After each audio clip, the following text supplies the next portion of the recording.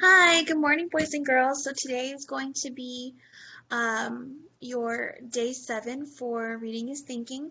And today we're going to continue with the book that we were reading yesterday, Alvin Ailey.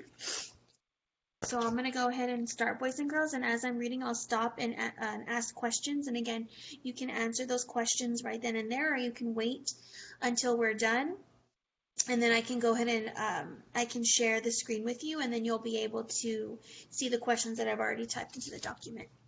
I'm going to start off by showing you this illustration. So yesterday you should have been able to identify who we were reading about, and you should have also been able to identify maybe what type of artist Alvin Ailey is. And he's actually a professional dancer. And we all know dancing is a form of art. You can express a lot of things through dance. You can express if you're feeling happy, if you're feeling upset. You can use dance to express like certain time periods that happened. I mean, dance has changed throughout the years like tremendously. So dance is really an artistic form of expression. Ted tried Katherine Dunham's Babiana. Alvin slapped out a beat on his knees and followed Ted's lead. Slowly, Alvin began to move. He curled his shoulders from back to front and rippled his hands like an ocean wave. He rolled his hips in an easy, steady swivel, dancing with an expression all his own. Alvin moved like a cat, smooth like quicksilver. I wonder why the author used that type of figurative language. He moved like a cat, smooth like quicksilver. When he danced, happiness glowed warm inside him.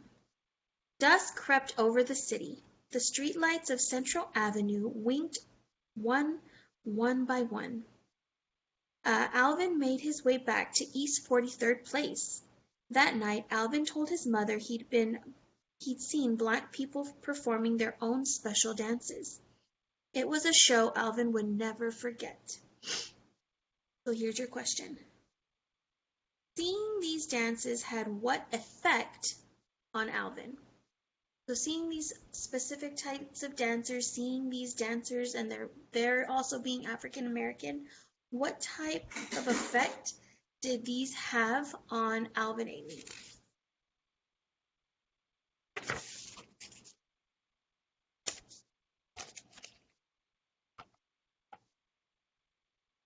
And here's also an illustration of the dancers that he saw.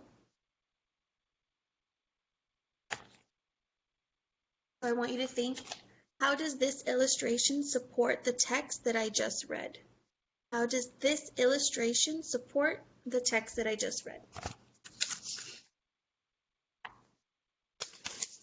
Again, we go ahead and see that subheading, another year, and then a title. 1949 all the way through 1953, Lester Horton's Dance School. More than anything, Alvin wanted to study dance. But when Alvin arrived in Los Angeles, not everyone could take dance lessons. In 1949, not many dance schools accepted black students, and almost none taught the fluid moves that Alvin liked so much. Almost none but the Lester Horton Dance Theater School, a modern dance school that welcomed students of all races. Lester's door was open to anyone serious about learning to dance. And at age 18, Alvin Ailey was serious, especially when he saw how Lester's dancers moved. One student, Carmen de Lavalde, danced with a butterfly's grace. Another, James Treaty, made modern dance look easy. But Lester worked his students hard. Sometimes they danced all day. After hours in the studio, droplets of sweat dotted Alvin's forehead. He tingled inside, ready to try Lester's steps once more. At first, Alvin kept time to Lester's beat and followed Lester's moves. Then Alvin's own rhythm took over, and he started creating his own steps. Alvin's tempo worked from his belly to his elbows, then oozed through his thighs and feet. So boys and girls, from what I just read, why was Alvin passionate about dance? why being your keyword, infer why was he so passionate about dance. When you go back to the text, look for that textual evidence, look for those clue words that can help you make those inferences. What is Alvin doing? One student asked. Whatever he's doing, he's sure doing it fine, two dancers agreed. Some tried to follow Alvin's moves, but Alvin didn't know which way his body would reel him next. Alvin's steps flowed from one to another. His loops and spins just came to him the way daydreams do. That's him dancing. And you can see as the people are looking on the outside, they're kind of just amazed with how he's moving his body, the motions that he's making. Here's another one. Here's Alvin. There's the rest of the people in his dance school.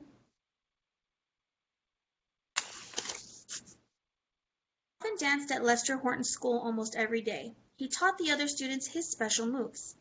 In 1950, Alvin joined Lester Horton's dance company. Soon, Alvin performed his own choreography for small audiences who gathered at Lester's studio. Alvin's dances told stories. He flung his arms and shim-shammed his middle to express jubilation. Jubilation is a lot of excitement. His dips and slides could even show anger and pain. Modern dance let Alvin's imagination whirl. All the while, Lester watched Alvin grow into a strong dancer and choreographer. Lester told Alvin to study and learn as much as he could about dance.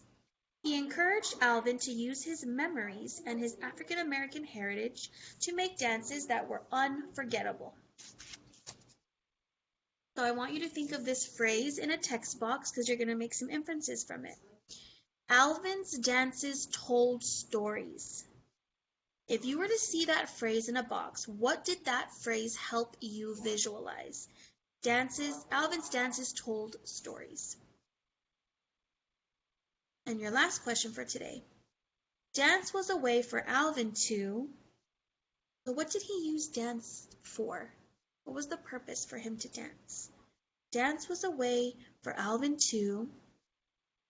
Now, right now, boys and girls, I'm going to go ahead and share my screen with you. Try to.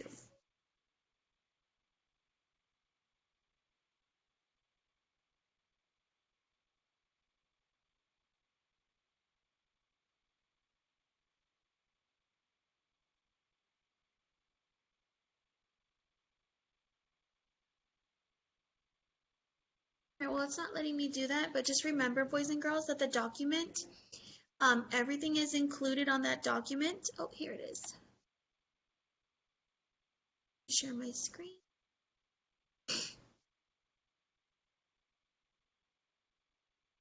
Should be able to see the document. And here is your document for today. We start with reading is thinking questions. So again, here's all the questions that you're going to need today, boys and girls. Your reading is thinking.